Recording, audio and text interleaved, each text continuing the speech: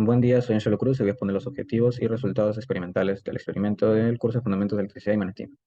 En el experimento 1, nuestros objetivos son observar el comportamiento del lanzador de anillos con distintas configuraciones de núcleo y anillos de distintos materiales, así como también analizar el principio de funcionamiento del lanzador de anillos usando la teoría del curso para explicar los resultados obtenidos. En nuestro experimento 2, nuestros objetivos son generar fuerza electromotriz y corriente inducida en una bobina o utilizando un imán, así como también utilizar la ley de Faraday para estimar el valor de la corriente inducida y comparar este valor con la corriente que medimos. También es utilizar un programa en Python para aproximar la función de la corriente eléctrica. Nuestro experimento 3, nuestros objetivos son utilizar un transformador usando diferentes combinaciones de bobinas y núcleos de distintas geometrías y también medir el voltaje en las bobinas primaria y secundaria y verificar la relación de transformación del transformador eléctrico. En los resultados experimentales de la tabla 1, podemos observar los distintos tipos de materiales de anillos y así como su comportamiento con o sin barra de hierro. En aluminio sale disparado con una mayor velocidad cuando tiene la barra de hierro a comparación que cuando no la tiene. En el anillo de cobre, el anillo sale disparado con una gran velocidad, sin mucha diferencia entre si tiene o no tiene la barra de hierro, y en el anillo partido se queda estático con o sin barra. En resultados experimentales de la tabla 2, podemos observar el campo magnético máximo mínimo, así como también la corriente máxima y mínima, nuestra resistencia, el número de vueltas de la bobina y el radio de la bobina. En la tabla 3 podemos observar la corriente RMS, el voltaje RMS de salida y el voltaje pico de salida, así como sus comportamientos con los distintos tipos de núcleo, en forma de barra cuando no tiene núcleo, en forma de U abierto y en forma de U cerrado. Para nuestra tabla 3 podemos observar la comparación del número de vueltas y el voltaje RMS de entrada y salida, con la bobina primaria y secundaria, el número de vueltas de cada uno. Yo soy Helen Yadira Santillán Socla de la teoría 1.03. En esta oportunidad les explicaré las preguntas del primer experimento. Entre ellos tenemos explicar el principio del funcionamiento del lanzador de anillos y la función de la barra de hierro, así también como la diferencia que hubo al usar el anillo de cobre en comparación al anillo de aluminio. Y por último, responderemos a cómo cambiarían los resultados con una bobina con un mayor número de vueltas. Bien, respondiendo a la pregunta número 1. El principio del funcionamiento del lanzador de anillos se basa en los principios de inducción electromagnética. En el caso del lanzador de anillos, se utiliza una bobina interna conectada a una fuente de corriente eléctrica. Cuando se presiona el interruptor del lanzador, permite el paso de la corriente eléctrica a través de la bobina interna. Al circular la corriente por la bobina genera un campo magnético alrededor de la misma. El campo producido varía debido a que la corriente fluye, ya que la corriente aumente o disminuye su intensidad. La barra de hierro está presente en el lanzador de anillos y esta cumple una función importante, ya que al ser un material ferromagnético, la barra de hierro se magnetiza fácilmente en presencia del campo magnético. La barra de hierro actúa como un núcleo magnético, concentrando y aumentando el flujo magnético generado por la bobina interna y refuerza la fuerza de repulsión. De acuerdo a la segunda pregunta, la diferencia principal del lanzador de anillos entre el uso de anillos de cobre y el anillo de aluminio se da por las distintas propiedades eléctricas de los materiales, ya que el cobre es un buen conductor eléctrico, mientras que el aluminio también tiene una conductividad eléctrica alta. Sin embargo, esta es menor a la del cobre. Debido a sus propiedades conductoras, la inducción de la corriente eléctrica está en un campo magnético variable. Las diferencias que se puede apreciar son la eficiencia de la inducción y la resistencia eléctrica. La eficiencia de la inducción. Debido a que el cobre tiene una mayor conductividad eléctrica a comparación del anillo de aluminio, esta permite que la transferencia de corriente desde la bobina interna del lanzador de anillo, por lo que ocasiona que el anillo de cobre tenga una mayor corriente inducida en consecuencia a una mayor fuerza de repulsión más fuerte a comparación del anillo de aluminio. La resistencia eléctrica.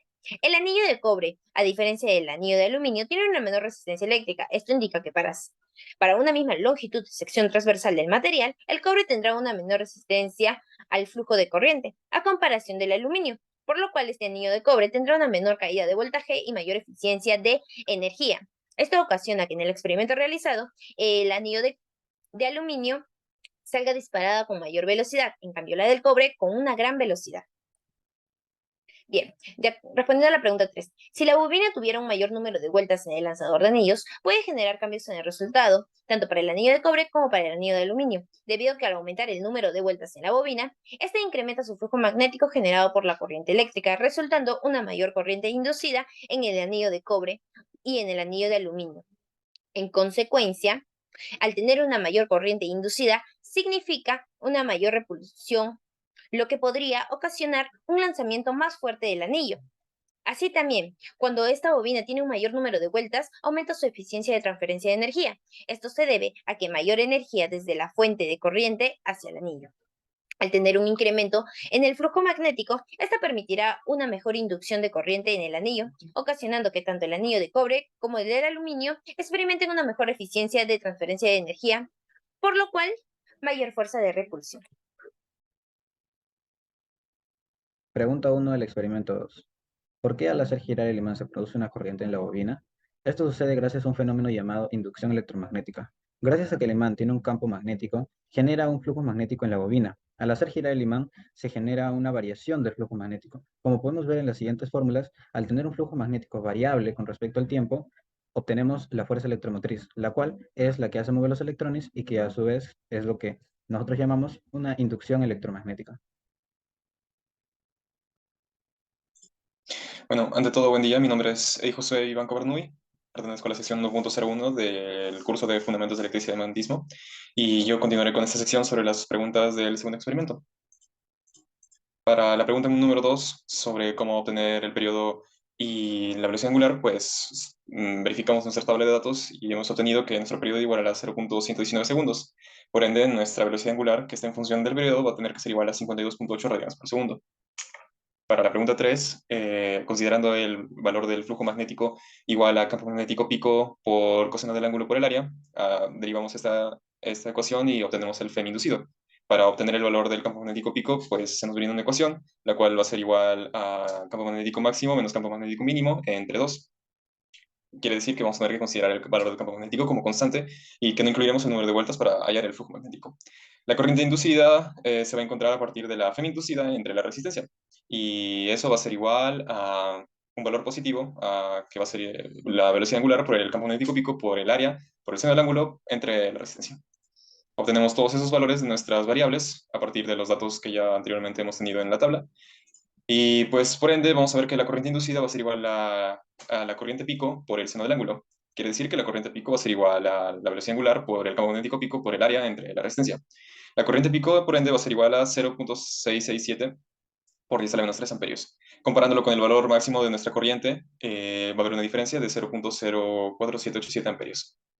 Para la pregunta 4 nos apoyaremos en un programa de Python y a través de los datos obtenidos con el programa Logger Pro, pues intentaremos calcular la corriente en cada instante de tiempo, usando la ley de Ohm y la ley de Faraday.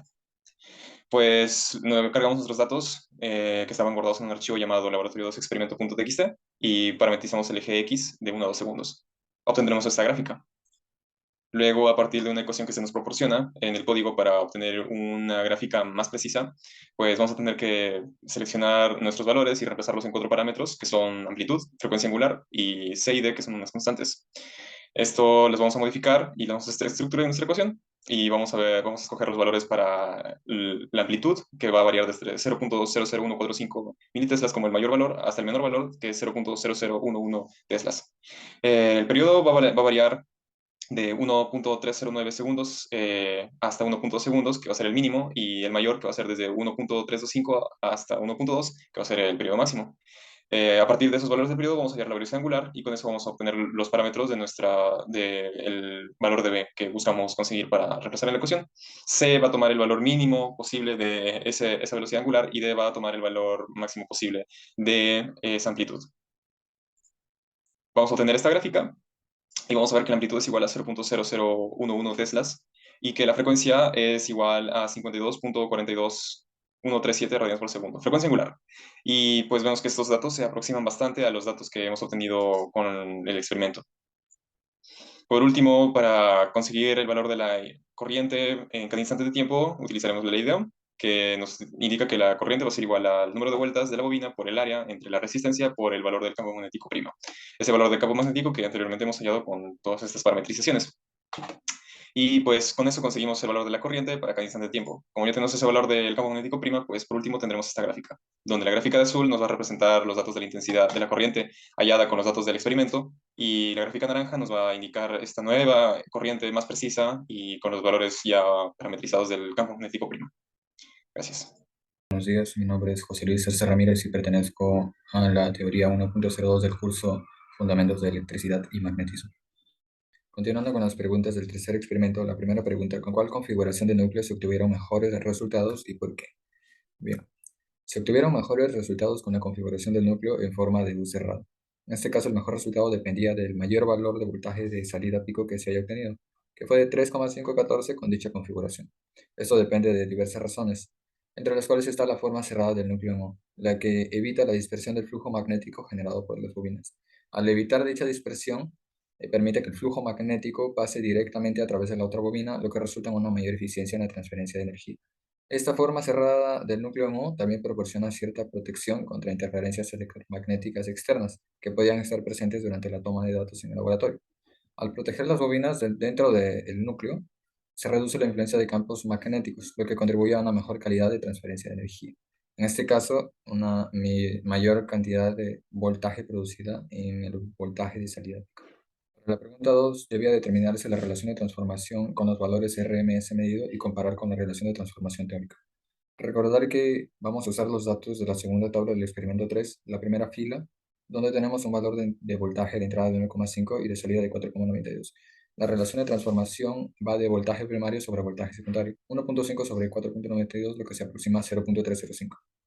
La relación de transformación teórica se calcula con el número de vueltas de la bobina primaria, 200, sobre el de la bobina secundaria, 800. En este caso, 0,25. Tenemos ambos valores y vamos a comparar los resultados. La relación de transformación medida de 0,305 es un poco mayor que la relación de transformación teórica. Se podría atribuir algunas pérdidas en el transformador durante la toma de datos o unos errores en las mediciones, pero de forma general, la relación de transformación medida se acerca bastante a la relación teórica. Ahora, para la pregunta 3, debemos verificar si la relación de voltaje RMS pico medido se alinea con lo teórico. Vamos a usar los valores proporcionados en la primera tabla del experimento 3. En este caso, los valores con núcleo en forma de U cerrado para calcular las relaciones medidas para el voltaje de entrada y el voltaje de salida. La relación medida para el voltaje de entrada viene determinada por el voltaje pico de entrada que puede igualarse al valor máximo, en este caso 3, sobre el voltaje RMS de entrada, en este caso 3, lo cual es igual a 1. La relación medida para el voltaje de salida es 0,514 sobre 2,43, lo que se aproxima a 1,447. Recordar que el valor teórico para la relación es de raíz de 2, lo que se aproxima a 1,414. Vamos a comparar los resultados y en este caso podemos ver que la relación media para el voltaje de entrada es cercana al valor teórico, lo que indica que se alinea con lo esperado, al igual que la relación media para el voltaje de salida 1,447. Para la pregunta 4 nos piden determinar la relación de transformación para las mediciones usando un transformador elevador y comparar con la relación de transformación teórica. En este caso se debe cumplir en un transformador elevador que el número de vueltas de bobina secundaria debe ser mayor al número de vueltas de bobina primaria y que el voltaje de entrada debe aumentar en el voltaje de salida. Calculamos la relación de transformación medida, el voltaje secundario entre el voltaje primario, en este caso salida sobre entrada, 4,92 sobre 1,5, lo que se aproxima a 3,28, y la relación de transformación teórica, que es el número de vueltas en la bobina secundaria sobre el número de vueltas en la bobina primaria, 800 entre 200, lo que es igual a 4. Comparando los resultados de 3,28 y 4, podemos observar que la relación de transformación medida, en este caso 3,28, es un poco menor que la relación de transformación teórica, 4. Esto puede indicar algunas pérdidas en el transformador al momento de la toma de datos. En resumen, la relación de transformación medida es ligeramente menor que la relación teórica en este caso específico.